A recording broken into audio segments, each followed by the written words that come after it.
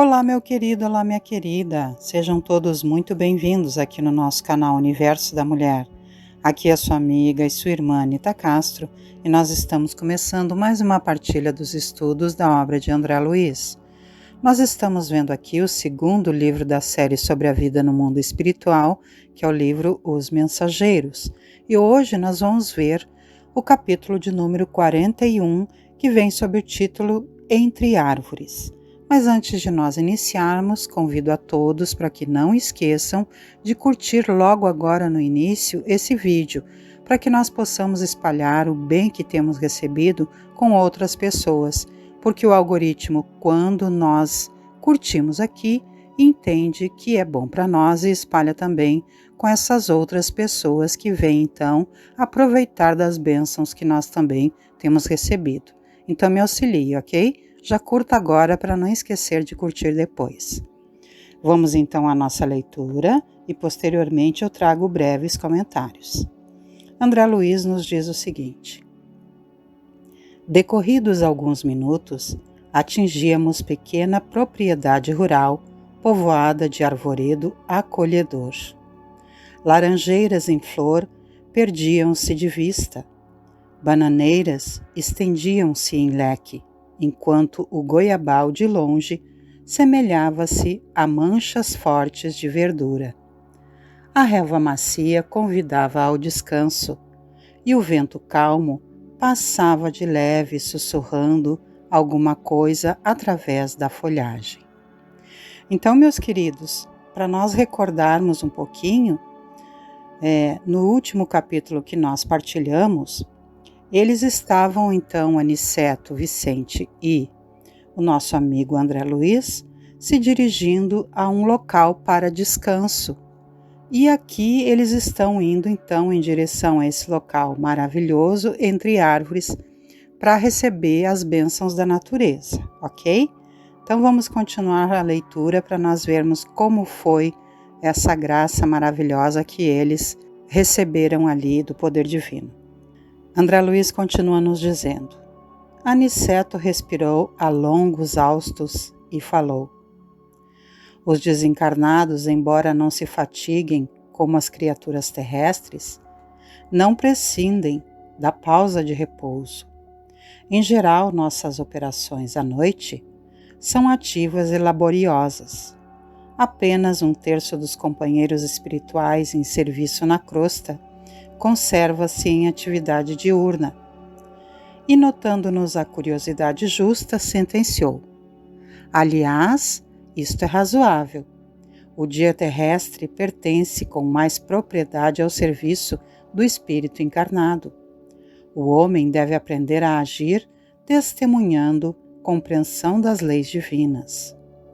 Pelo menos durante certo número de horas, deve estar mais só com as experiências que lhe dizem respeito. Nosso instrutor, amigo, sorriu e observou: o dia e a noite constituem para o homem uma folha do livro da vida. A maior parte das vezes, a criatura escreve sozinha a página diária, com a tinta dos sentimentos que lhe são próprios, nas palavras, pensamentos, intenções e atos. E no verso, isto é, na reflexão noturna, ajudamo-lo a refletir as lições e acertar as experiências, quando o Senhor nolo permite. Calando-se o nosso orientador, tivemos a atenção exclusivamente voltada para a beleza circundante. Aquele campo amigo e hospitaleiro caracterizava-se por ambiente muito diverso. Não mais as emanações pesadas da cidade grande, mas o vento leve, embalsamado de suavíssimos perfumes. Refletia eu na bondade do Senhor, que nos oferecia recursos novos, quando Aniceto voltou a dizer: a natureza nunca é a mesma em toda parte. Não há 2 porções de terra com climas absolutamente iguais. Cada colina, cada vale possui expressões climatéricas diferentes. É forçoso reconhecer, porém, que o campo, em qualquer condição, no círculo dos encarnados, é o reservatório mais abundante e vigoroso de princípios vitais. Em geral, todos nós, os cooperadores espirituais, estimamos o ar da manhã, quando a atmosfera permanece igualmente em repouso, isenta de glóbulos de poeira convertidos em microscópicos balões de bacilos e de outras expressões inferiores. Entretanto, os trabalhos de hoje não nos permitiram o descanso mais cedo. Apoiamo-nos no veludoso relvado e, percebendo-nos a sede de saber, Aniceto prosseguiu. Assim me explico porque na floresta temos uma densidade forte, pela pobreza das emanações em vista da impermeabilidade ao vento. Aí, o ar costuma converter-se em elemento asfixiante pelo excesso de emissões dos reinos inferiores da natureza. Na cidade, a atmosfera é compacta e o ar também sufoca pela densidade mental das mais baixas aglomerações humanas. No campo, desse modo, temos o centro ideal. Indicando prazeroso as frondes balouçantes, acentuou. Reina aqui a paz relativa e equilibrada da natureza terrestre. Nem a selvageria da mata virgem, nem a sufocação dos fluidos humanos. O campo é nosso generoso caminho central, a harmonia possível, o repouso desejável. Embalados ao pio de algumas juritis solitárias, repousamos algumas horas, magnificamente asilados no templo da natureza. Com as primeiras tonalidades do crepúsculo, Aniceto nos convidou a passeio rápido pelas imediações. Reconhecia que estávamos muito mais bem dispostos. Somente depois de nos locomovermos por alguns minutos, observei que nas vizinhanças havia grande quantidade de trabalhadores espirituais. Em face das minhas interrogações, nosso mentor explicou bondosamente. O campo é também vasta oficina para os serviços de nossa colaboração ativa. E apontando os servidores que iam e vinham, considerou. O reino vegetal possui cooperadores numerosos. Vocês possivelmente ignoram que muitos irmãos se preparam para o mérito de nova encarnação no mundo, prestando serviço aos reinos inferiores. O trabalho com o Senhor é uma escola viva em toda a parte. Gente, fazendo um adendo aqui, olha que coisa linda que Aniceto está dizendo para eles. Eles chegam ali naquele ambiente, começam a relaxar com as energias da natureza, não é mesmo? E nós, encarnados também, que gostamos de participar de passeios onde há o convívio com a natureza, sabemos o quanto é maravilhoso, não é, gente? Quando a gente passeia na natureza, quando a gente tem a oportunidade de estar perto de árvores ou de grandes jardins, enfim, como é maravilhoso, a gente recarrega as nossas energias, não é? E aqui Aniceto está dizendo para eles que muitos irmãos servem no reino vegetal. E aí Aniceto explica que muitos irmãos se preparam assim para o mérito de uma nova encarnação no mundo, prestando serviço a esses reinos ditos inferiores, porque são reinos que não têm a consciência que o ser humano tem, não é mesmo? E são reinos muito importantes para a renovação das energias, especialmente aqui para os irmãos espirituais que nós estamos aqui lendo, mas também para todos nós, não é mesmo? Que coisa linda, né, gente? Vamos então continuando a nossa leitura. André Luiz nos diz o seguinte: nesse momento, nossa atenção foi atraída por significativo movimento na estrada próxima.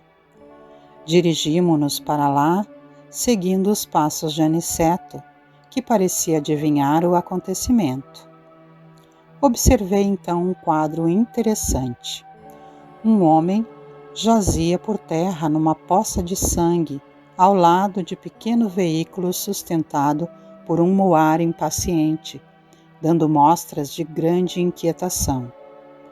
2 companheiros encarnados prestavam socorro ao ferido apressadamente. É preciso conduzi-lo à fazenda sem perda de tempo, dizia um deles aflito. Temo haja fraturado o crânio. O número de desencarnados que auxiliava o pequeno grupo, todavia, era muito grande. Um amigo espiritual, que me pareceu o chefe naquela aglomeração, recebeu Aniceto e a nós com deferência e simpatia. Explicou rapidamente a ocorrência. O carroceiro havia recebido a patada de um burro e era necessário socorrer o ferido. Serenada a situação, viu o referido superior hierárquico chamar um guarda do caminho, interpelando. Glicério, como permitiu semelhante acontecimento? Este trecho da estrada está sob sua responsabilidade direta. O subordinado respeitoso considerou sensatamente. Fiz o possível por salvar este homem, que, aliás, é um pobre pai de família. Meus esforços foram improfícuos pela imprudência dele. Há muito procuro cercá-lo de cuidados sempre que passa por aqui. Entretanto, o infeliz não tem o mínimo respeito pelos dons naturais de Deus. É de uma grosseria inominável para com os animais que o auxiliam a ganhar o pão. Não sabe senão gritar, encolerizar-se, surrar e ferir. Tem a mente fechada às sugestões do agradecimento. Não estima senão a praga e o chicote. Hoje tanto perturbou o pobre muar que o ajuda, tanto o castigou, que pareceu mais animalizado. Quando se tornou quase irracional pelo excesso de fúria e ingratidão, meu auxílio espiritual se tornou ineficiente. Atormentado pelas descargas de cólera do condutor, o burro humilde o atacou com a pata. Que fazer? Minha obrigação foi cumprida. O superior, que ouvia atenciosamente as alegações, respondeu sem hesitar. Tem razão.